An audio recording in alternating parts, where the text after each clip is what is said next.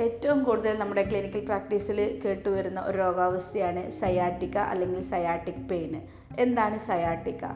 നമ്മുടെ ശരീരത്തിലെ ഏറ്റവും നീളം കൂടിയ നെർവ്സാണ് സയാറ്റിക് നെർവ് എന്ന് പറയുന്നത്. ആ നെർവ്സിൻ്റെ പാത്തിൽ വരുന്ന കംപ്രഷൻസോ ഇറിറ്റേഷൻസോ മൂലമുണ്ടാകുന്ന വേദനയാണ് സയാറ്റിക് പെയിൻ എന്ന് പറയുന്നത്. നോർമലി തുടർച്ചയായിട്ട് ലോവർ ബാക്കിൽ നിന്ന് ഷൂട്ടിംഗ് ടൈപ്പ് അല്ലെങ്കിൽ കത്തി കുത്തിയതുപോലുള്ള വേദന, അത് ലോവർ ബാക്കിൽ നിന്ന് ഹിപ്പ് വഴി വന്ന് അതുപോലെ തൊടയുടെ പിറകുവശത്തൂടെ കൂടിയിട്ട് താഴോട്ടേക്ക് റേഡിയേറ്റിംഗ് ടൈപ്പ് ഓഫ് പെയിൻ ഉണ്ടാവും.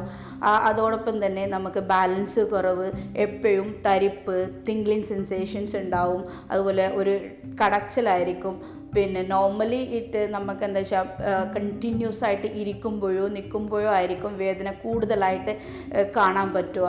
അതുപോലെ തന്നെ ഒരു സൈഡിലായിരിക്കും എപ്പോഴും ഈ റേഡിയേറ്റിംഗ് പെയിൻ ഉണ്ടാവുക. ഇതൊക്കെയാണ് ഇതിൻ്റെ പ്രധാന ലക്ഷണങ്ങൾ. കണ്ടിന്യൂസ് ആയിട്ടുള്ള പോസ്ചർ തെറ്റിയുള്ള ഇരുത്തമോ അല്ല എങ്കിൽ നമ്മുടെ സ്പൈനലിൻ്റെ എന്തെങ്കിലും ഇഷ്യൂസ് ലൈക്ക് ഡിസ്ക് ബൾജോ അല്ല സ്പോണ്ടിലോസിസോ അതുപോലുള്ള ഐറ്റംസോ അല്ല എങ്കിൽ പിരിഫോമിസ് മസിൽസിൻ്റെ സ്പാസിറ്റിയോ അല്ലെങ്കിൽ സയാറ്റിക് നെർവ്സിൻ്റെ കംപ്രഷൻസോ കൊണ്ടോ ആണ് ഇത് പ്രധാനമായിട്ടും സംഭവിക്കാനുള്ള കാരണങ്ങൾ. ആയുർവേദത്തിലെ സയാറ്റിക്കിനെ നമുക്ക് മാറ്റാവുന്നതാണ്. ഇതിനെ സയാറ്റിക്ക പെയിന് ഗ്രദ്രസി ആയിട്ടാണ് നമ്മൾ പറയുന്നത്.